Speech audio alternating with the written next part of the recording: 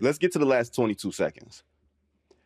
I don't know if I'm giving Rick Carlisle a lot here, but I wasn't sure why he was challenging the Pascal Siakam out of bounds. It looked like it was clearly out on him. I'm guessing they were saying he looked like he was fouled. It was minimal contact. But during that time, the Pacers gathered together. I don't know if you could see this on the screen because maybe during the replay they weren't. But Haliburton gathered the guys together before the replay was actually announced, before the decision was announced. And it looked like, if this happens, we're going to do this. If this happens, we're going to do this. And they all came out decidedly, oh, the shot clock is at 14 with 22 seconds left. We can defend without fouling. Let's get it and go. And tell me about, I want to start there. The defense from Nembhard on Shea, not fouling, bottling them up, and then the scramble that Indiana seems very comfortable and very calm doing. Just break that down the last 22 seconds for me. Well, I think I'm glad you mentioned that. It was a good point. I think Tyrese also mentioned it post-game where it was like, okay, we knew the scenarios, right? Once we realized, in their head, I think they were probably thinking, okay, if this doesn't work, we're going to have to trap and then maybe foul. But then once they realized they could defend, okay, let's see if we can get a stop and let's go. We got new life, you know what I mean? Right. So I think the Shea Nembhard battle is fun and interesting because it's a tough matchup for Andrew Nembhard in the sense that Shea has the size, but he also has the straight line drive. So when you watch, especially you saw it in the first half, when he starts his move, if he gets your foot, he's going right past it. He's right past your hip with his foot, and he's going straight line. So it's harder to recover like we saw Nembhard recovering as Jalen Brunson. Not that Jalen Brunson isn't a great driver, but you can kind of work to navigate and get back in front and try and test. There were moments where Shea was able to keep him on his back. It was interesting to see on that last play, Nembhard straight up didn't really give him anything, took the contact, and showed his hands.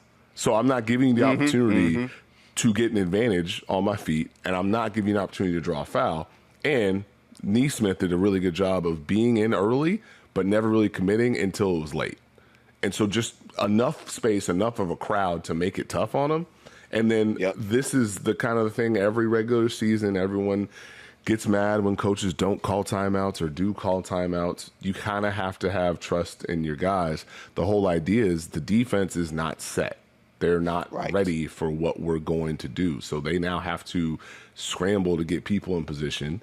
And I thought Tyrese did a good job of understanding the scenario. He didn't really wait for a screen. A screen couldn't come. He knew he had the matchup. No one was coming to double. He just got to his spot and went up. And that was key. There wasn't much the Thunder could do. It was just Case and Wallace, you got to do your best because there's no double that can come. We're all getting back in transition at the same time. And that's why you have those scramble scenarios, those scramble situations. It's easy in a timeout to say, hey, we're going to do this. Real life, they're humans. Oh, no.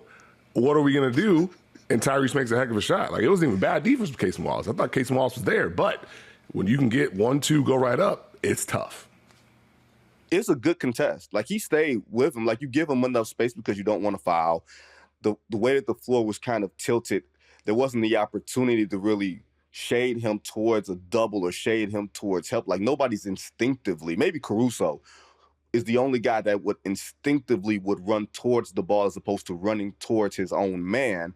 But sometimes you get beat by a great shot. And I thought that was a great shot and a great moment. You don't really have to go and assign a whole lot of blame there. I don't even know if there was an opportunity to cross switch. You just find the man and you stick with him no matter who it is. That's what they tell you in biddy ball.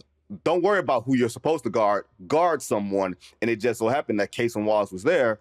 And I felt the Pacers felt so prepared in that moment. You know what I'm saying, Steve? They feel really prepared in these scramble situations, going back to New York, going back to Cleveland. They're different situations, but Carlisle has these guys so prepared that they don't seem to panic in late game situations. It's the belief. They believe in each other. They believe in the play style. This is a finals that is rooted in identities, and Indiana's is we know who we are. They feel like a disrespected group of players based on, hey, we made it to the Eastern Conference Finals. I don't think people really anticipated that we would do that, and they don't think we'll ever do it again. They all had a chip on their shoulder. They all have bought into how they play on both ends of the floor, and they think everyone on that team can contribute on a nightly basis.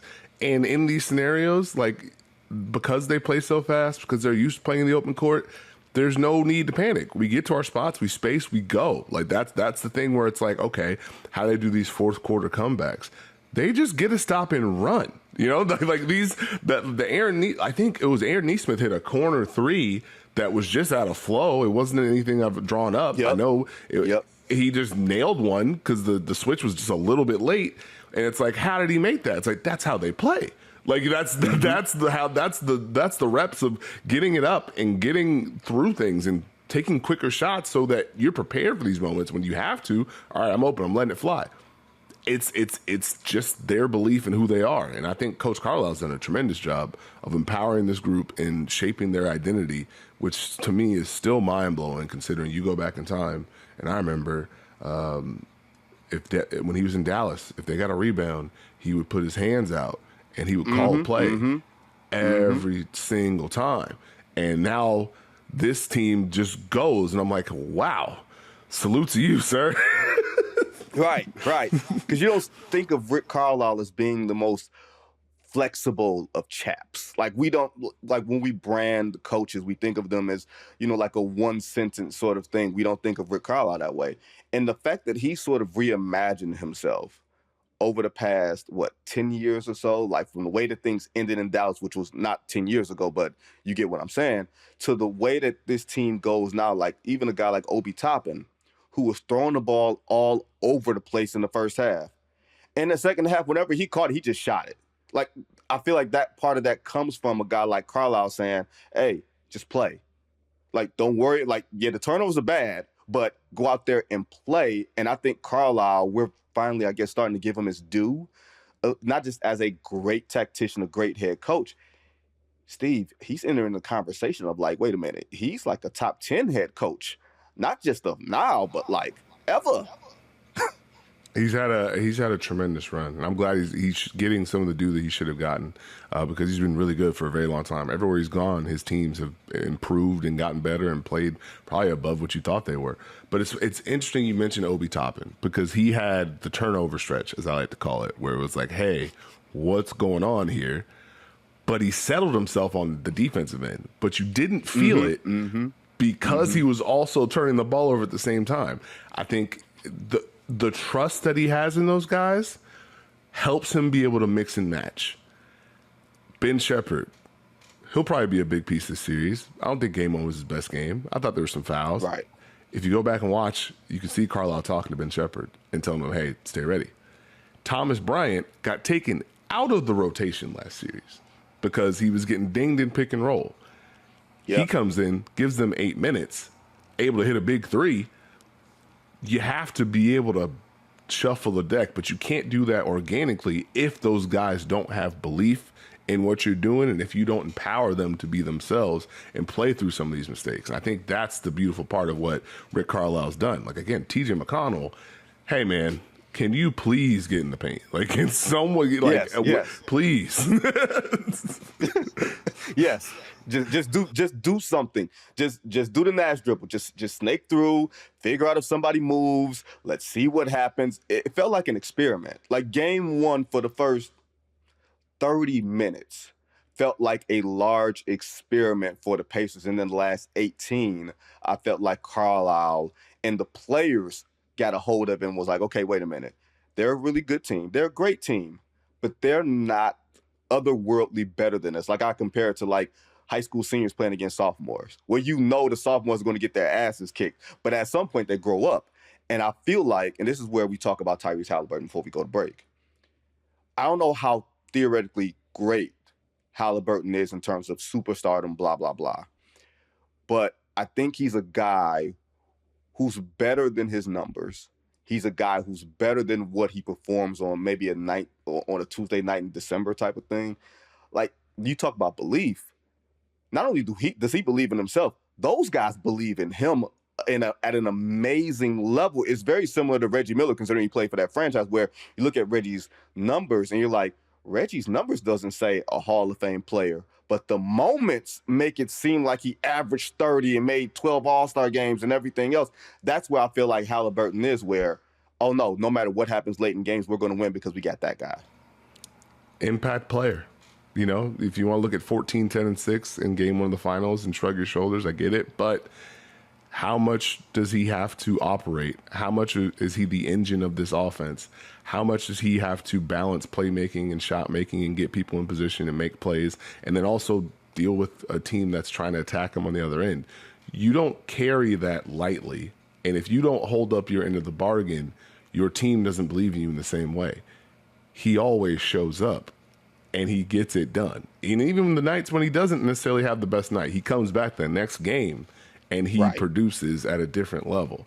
And I think that's where it's like, okay, if you want to do the superstar talk, have a blast. You're missing out on the impact that Tyrese Haliburton has had on this playoff run. And you're going to look back, and it's going to be 3 years from now, it's going to be a tweet talking about what Tyrese Haliburton did on this playoff run. You'd be like, wow, it was amazing. And I'm going to be like, you should have said that when it was happening. No, you know what's going to be, Steve? Someone's going to put together a supercut of all of the Tyrese Haliburton moments during these playoffs. And when you're in it, you forget, oh, it was a month ago that he did what he did to the Cleveland Cavaliers in game 2. Like, Steve, I can tell you where I was. I was in Minnesota for game 2 of Warriors-Timberwolves. And I'm like, oh, Pacers are down 7 with a minute left. Let me go to my seat. In the minute that it took for me to go to my seat, I think it was Ben Golliver from the Washington Post, I just had a regular look on my face, and he saw a ghost. And I'm like, what the hell happened? He was like, oh, you haven't seen. He rewinds his computer and shows me what happens, and I'm like, you know, like, that's all I could say. And Steve, that was a month ago. That was before the Knicks series. That's before this. You forget all of these things because the playoffs are so long and arduous, but when you add them up, you're going to be like, superstar or not, he's that dude.